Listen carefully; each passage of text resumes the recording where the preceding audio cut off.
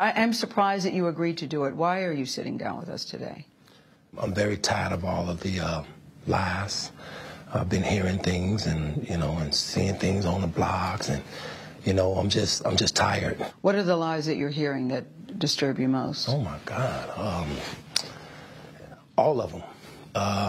Got little girls trapped in the basement, helicopters over my house, trying to rescue someone that doesn't need rescuing because they're not in my house, handcuffing people, starving people.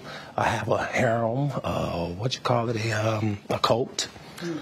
I don't even really know what a cult is, but I know I don't have one, Have you done anything that you regret? Have you done anything wrong? Lots of things wrong when it comes to women that I apologize, but I apologize in those relationships at the time I was in the relationships. Have you broken any laws when it comes to women? Absolutely not. The 6-part series interviewed 50 people, family members, your former tour manager, numerous women who all claim that you abused them. Yeah. Are you saying everybody in that documentary was not telling the truth about you? Everybody?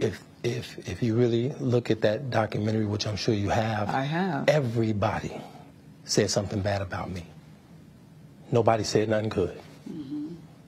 They was describing Lucifer. I'm not Lucifer.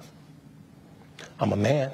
I make mistakes, but I'm not a devil, and by no means am I a monster. I'm going to name the names. Andrea Kelly, your ex-wife, Kitty Jones, Lisa Van Allen, Lisette Martinez, Geronda Pace, Faith Rogers, Asante McGee.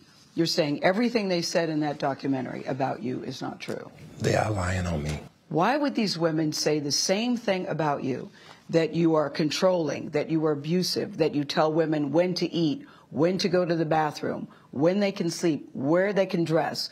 Why would all these women tell these different stories about you if they were not true? And they don't know each other. That defies logic to me. Right. Until you hear the explanation. You can start a rumor on a guy like me or a celebrity just like that. All you have to do is push a button on your phone and say, so-and-so did this to me. R. Kelly did this to me. And if you get any traction from that, if you're able to write a book from that, if you're able to get a reality show, then any girl that I had a relationship in the past that it just didn't work out, she can come and say the same exact thing. Are you blaming this on social media? I'm talking about the power of social media. In 2008, R. Kelly was found not guilty on 14 counts of child pornography after prosecutors in Chicago failed to convince a jury that he was a man seen in a sex tape with a girl as young as 13. What do you want to say to your fans? Last month, Kelly was indicted again, this time charged with aggravated criminal sexual abuse of 4 women, including 3 who the charges say were minors at the time. Have you ever had sex with anyone under the age of 17? No. Never? No. I have to tell you, it's so hard to believe that based on all that we've read. I'm going to tell you something, Gayle. There's one thing. I'm going to tell you something. What the women said about you. What women said about me. What women. So nobody's allowed to be mad at me and be scorned and lie on me. So they're lying on you. That's your explanation. They're lying on you. Absolutely. Absolutely. Absolutely. You feel that people have maligned your character? I have been assassinated. I have been buried alive. But I'm alive. So I think the point you're making is, and correct me if I'm wrong, that you have never held anybody against their will. I don't need to. Why would I? Well, how stupid would it be for R. Kelly, with all I've been through in my way, way past, to hold somebody, let alone 4, 5, 6, 50, you said. How stupid would I be to do that? I didn't say you were holding... That's stupid, guys. Is this camera on me? Yes, it's on. That's stupid. Use your common sense. Don't forget the blogs. Forget how you feel about me. Hate me if you want to, love me if you want, but just use your common sense. How stupid would it be for me to, with my crazy past and what I've been through, right now I just think I need to be a monster and hold girls against their will, chain them up in my basement, and don't let them eat and don't let them out unless they need some shoes down the street from their uncle. Stop it. Y'all quit playing. Quit playing. I didn't do this stuff. This is not me, y'all. I'm fighting for my life. Y'all killing me with this. I gave y'all 30 years of my career. Robert. 30 years of my career. Y'all trying to kill me. You killing me, man. This is not about music. I'm trying to have a relationship with my kids, and I can't do it. Y'all just don't want to believe the truth. You don't want to believe it. At this point, we briefly pause the interview to give Kelly a moment. His publicist helped calm him down. I hope this camera keep going. No, we're going to let the camera keep rolling. This is not, doesn't even make sense. Why would I hold all these women? Their mothers and fathers told me, we're going to destroy your career. But Kelly's emotions remained raw. It's real girls out there missing. It's real young girls out there being abducted, being raped, okay? They really are on chains. They really do have chains on their wrists, and they can't get out. Robert, and they're ending up buried in deep. Robert, we have to have a conversation. Really, I don't want you just ranting at the camera. I came here for them to hear me talk. But I need help. What kind of help? This is the kind of help I need. Yes, what kind of help? I need somebody to help me not have a big heart, because my heart is so big. People betray me, and I keep forgiving them. You sound like you're playing the victim here. You sound like R. Kelly. You do. When I listen to you, it does sound like you're playing the victim card. I'm just telling the truth. And the reason I'm emotional, Robert, and I apologize for that, is because this is the first time I was able to say something. Yeah. I've said nothing. Well, we're also hearing from the family of a woman who lives with R. Kelly at his home. The parents of JOYCELYN Savage say that the singer not only abused but brainwashed their daughter. R. Kelly denies that and claims it was Savage's father who gave his daughter to him at a concert. I didn't go looking for a JOYCELYN Savage. I was doing my show. He brought her and asked a friend of mine to put her on the stage with R. Kelly. Make sure she's on the stage. Mm-hmm. But in a news conference this morning, the Savage family says they have no doubt that JOYCELYN is being held by the singer against her will. We went from seeing you or talking to you daily or weekly to not seeing you in 2 years. So that is a clear indication to us and as a mother that something's definitely wrong with this situation. And we won't stop until we have our answers and make sure your well-being is okay. Well, joining me now is Renee Graham. She's an associate editor and columnist at the Boston Globe. Renee, I know you've been following R. Kelly's story very closely. I'm so grateful you could join us today. From Gayle King's interview, what really stood out to you, Renee?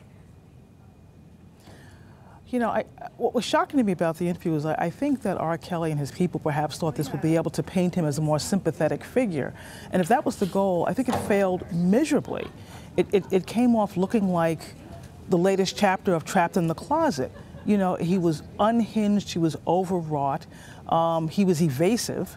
So you know, that's what really came off to me. It came off as someone who was trying to manipulate the audience the way he allegedly has manipulated these women.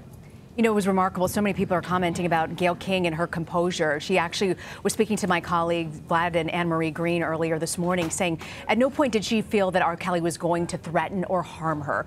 But a tweet that you mentioned this morning kind of caught our attention, and you say, now we see exactly how R. Kelly behaves when challenged by a woman. That was your tweet. Now we see exactly how R. Kelly behaves when challenged by a woman. What does this say about his track record, and what did you mean by that tweet? Well, you know, in Surviving R. Kelly, we heard women talking about not just sexual violence, but physical violence, and how if they didn't like the right basketball team, they would be slapped, they would be hit. And this sense of domineering and control, being domineering and controlling. And that's what it felt like a little bit today. He is towering over Gayle King, who is sitting there being the consummate pro as he is sort of screaming and flailing and crying and this whole sort of dramatic performance. And it just made you wonder that if that's what he does on camera, you know, what is he like when nobody's looking? Yeah, and you know, at one point, Gayle tells him, you know, Robert, I want to have a conversation with you, and he kind of calms down and he turns to her and says, I hope the camera's still rolling. And she says, yes, it is still rolling. But, you know, despite all of this, Renee, You mentioned that after the release of Surviving R. Kelly, streams of his music on Spotify increased 16%. R. Kelly does have a fan base. They've shown up after he's been released from jail. But based on the reaction to this interview, what do you think the court of public opinion has to say? I do think there may be a bit of a shift. I think it did make a difference when his longtime record label dropped him. I think that there's a sense that, it isn't just about the money anymore with R. Kelly, that as someone to be affiliated with him, he's a bit of a liability.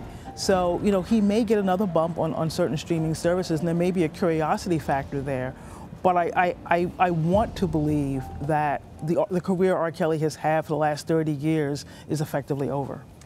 Much has been written sort of about the progress within this Me Too era. You've argued that the voices of Black women have been left out. Do you get the sense that people will now take their voices more seriously? I think what the movement has done is amplify all voices, and I would certainly hope that that would include the voices of Black women among them.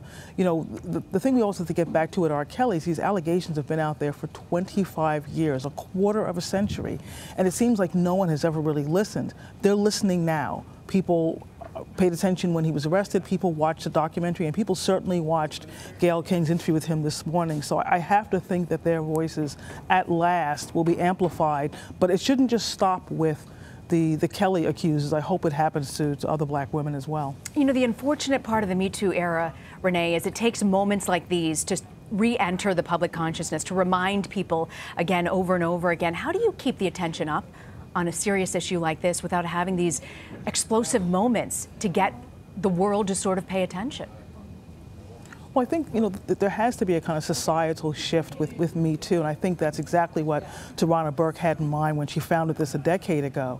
It's about these big moments, but it's also about creating safe spaces where victims can tell their stories without repercussions. And I think that's what this comes down to. If it's just a sort of moment where it's R. Kelly on TV and flailing, but a woman in her office or a woman who works in a restaurant or a young man on his hockey team feels like he still has to keep that secret, then the movement isn't doing what it should be doing, and we're not responding to the movement the way we should be. Are you optimistic, Renee, about the future? Cautiously. Cautiously optimistic. Renee Graham, we're always so grateful. We love having you on CBSN. Thank you for joining us, and thank you for your time. Thank you, Rena.